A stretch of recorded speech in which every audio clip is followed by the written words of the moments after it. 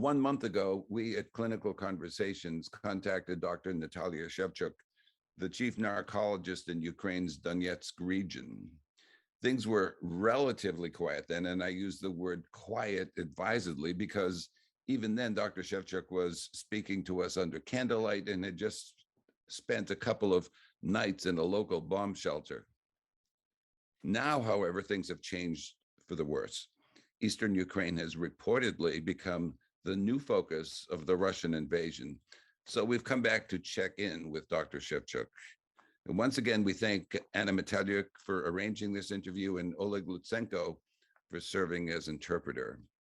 Thank you, Dr. Shevchuk, for taking this time with us. You said several weeks, you said you had several weeks supply of substitution therapy on hand when we talked last. How are your patients doing? And you had roughly 600 of them under your care. How is that going? So we used to have 612 patients, except Mariupol, 2 sites. So on that side, so we ended up having 612.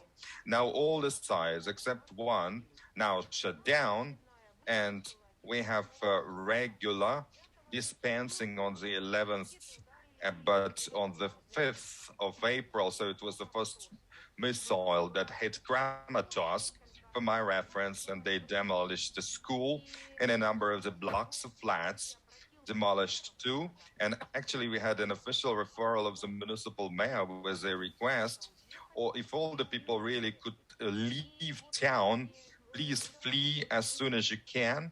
But soon the alarm really went off, and actually people went off to the bomb shelter, but fewer and fewer people we ended up having, and we also left on the 11th of April. So we gave them takeaway home dose, and on the 6th of April, I left Kramatorsk to travel to the town of Dnipro, so it was very hard really to cover the distance. But on the 8th of April, so that missile hit, strike on the railway station in Kramatorsk, where it was really swarming with people, crowds of people, and our clinician was on the ground, was on the spot, who was Shaporenko Sergei Yefimovich, and who was about really to catch his train together with his wife, and he was in the commuter train, and when that missile struck, so he was dead immediately on the spot. And actually there were, and actually my replacement physician also left. So that's why on the 11th of April, when we started dispensing medications to the patients, all of the patients were referred to Konstantinovka, 30-minute drive away from Kramatorsk. And it was yet another site, so under the umbrella of our narcological clinic. And they inaugurated the site, and they had really for 30 days to see them through. So they ended up having their medications. So at that time, it was pretty quiet because all of the health providers were at work. 72 people were dispensed their medications, take away home dose to see them through 30 days. And once again, we referred to them asking really earnest entreaties, really please leave, because otherwise you will be up for trouble here, and please seek your safe haven elsewhere, and you will be able really to get safe access to your medication. So in the other regions of Ukraine, and all of the health providers left. And then on and off, we had the sites inaugurated. So in the town of Bakhmut, Pokrovsk, Konstantinovka has dispensed a good load of medication, and the town of Slaviansk was finishing their performance on the 12th of April and managed really to cover up all the patients really who approached. So from Kramatorsk, from Konstantinovka, from Bakhmut, and on the 13th of April had shut down. So the substitution therapy site as well, just because the health providers evacuated all of them. And as of now, in the town of Kramatorsk, we have one functional site, and that so in the Да, 13 апреля, on the 13th of April, the substitution therapy site in the town of Slaviansk had shut down, and it was functional until 12th of April, looking after the patients from Slaviansk, Kramatorsk, Bakhmut, Pokrovsk, Konstantinovka, all of those patients who were short really to cover up their distance, so didn't have enough time really to get a hold of their medication. And on the 13th of April, the site in the town of Slaviansk had shut down just because the health providers evacuated elsewhere. As of now, in the town of Kramatorsk, I'm just talking about this Donetsk region, so we just have one functional substitution therapy site in the GP facility. Vlasenko is the CEO, and the nurse available there, and the clinician evacuated to the Western Ukraine, but by means of telemedicine, she tries to get in touch and to provide some care. But all of the patients ended up having their methadone or buprenorphine for takeaway home dose to see them through 30 days, enjoying a very earnest recommendation to leave as soon as they could. So I witnessed an NGO that really provided free of charge and transfer access to the shuttle buses to facilitate evacuation to the town of Dnipro, so especially to our substitution therapy patients. It was the courtesy of that NGO, and I am now sure that 60% of our patients have evacuated. Why I'm just thinking it is 60%? Just because a lot of telephone calls from the other regions, from the clinicians, in case of doubt, so say some written clearances provided by the patients, and asking us really to make sure if that person really has signed up to the government program for substitution therapy, and we provide them assistance, and we sometimes really provide them reference for how long they should be given their takeaway home dose, 10 days or 3 years or 30 days. Many really have left and now have signed up so to access substitution therapy elsewhere, but some people have stayed back just because they won't really be able to sustain it financially, because you need really to afford some money. Some people really have their next of kin who are sick and so on.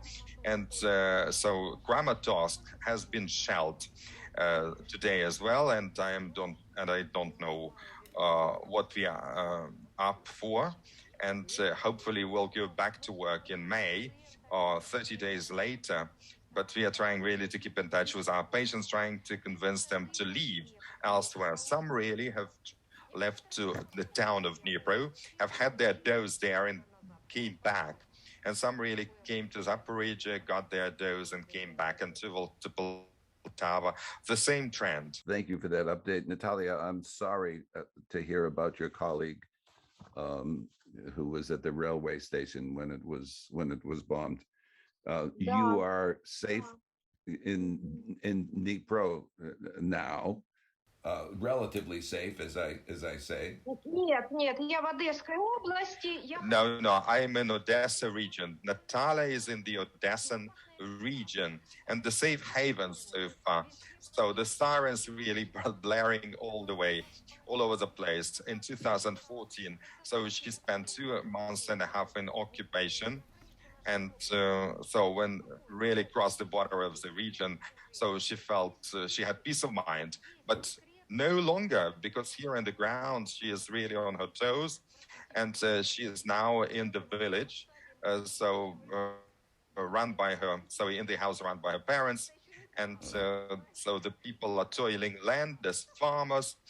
So we are here they are there in the Odessa region. But as far as a colleague of hers is concerned, so in the town of Dnipro, so there were some health providers, and they transferred him to Vinica. So initially he was wounded.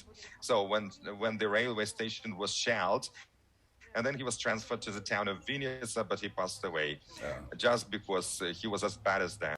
Okay. Now, I want also to ask you, Natalia, about your colleague, Dr. Alexander. I think his last name is Bienko. Alexander Bienko? Is that right? He was in Mariupol? Это Пиенко, Александр. Pienko, Alexander Pienko. Were you able to reach him? You had Вы lost- имеете в виду, ну мы с ним на связи. But they keep in touch regularly. Good. I wanted to ask you, Natalia, if we could send you something, what would delight you besides supplies? I know that there are ways to get supplies to you, but how could we?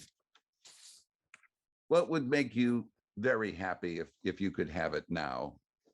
Желание помочь. If you feel like helping out and if you can afford it, then if possible, some financial incentives really to keep us going, because really we are in this time of turmoil and we really got through all those odds really, and so we didn't have many clothes and other things, and we are prone to have more expenses to occur to pay, so if you can only afford it. Okay, and now for a clinical question.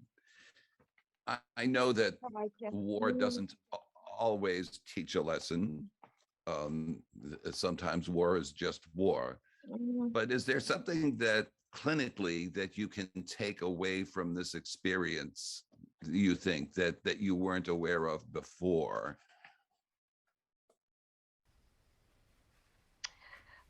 Что у меня нового здесь, да? What's new for me here, something that I haven't come across before, well, you know, I've been faced with such a phenomenon that have patients. So in the Donetsk region, so we had really hostilities already between Ukraine and the pro-Russia-backed forces, and she had some patients really, so that were previously in that warfare, smaller warfare, and they had some military experience, and then they went to the front line to fight, and they had their medications, and one of them, so while she still were in that town, so he came back to get his takeaway home dose. So those were people right smack in the front line. So those were experienced in military operations, and they could enforce that combat and fight. And they were all really conscripted. And for me, it was an eye opener.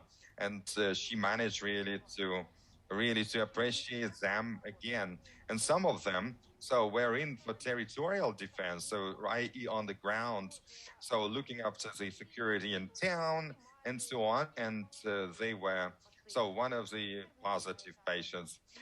So for instance, Natalia was astonished with it because she hasn't come across that before. And some of the patients traveled abroad, many of them. So I have some experience here, and I'm just hearing from a couple of them say that in Poland, one managed really to pay some money to sign up to substitution therapy, Buprane, to be in Buprane on a fee-paying basis, and some really traveled to Germany. So it was something brand new for me, and something that I was also astonished how the patients experience all of these changed circumstances. Some really become more aggressive, some really in a stalemate, in a fix. And it's very difficult really to pull them all together. So it's really to strike up a conversation, and it's very difficult really to speak to their panic-stricken parents likewise. Yes. And is my experience. Okay. Well, I want to thank you very much, Dr. Shevchuk, and we wish you and your patients well.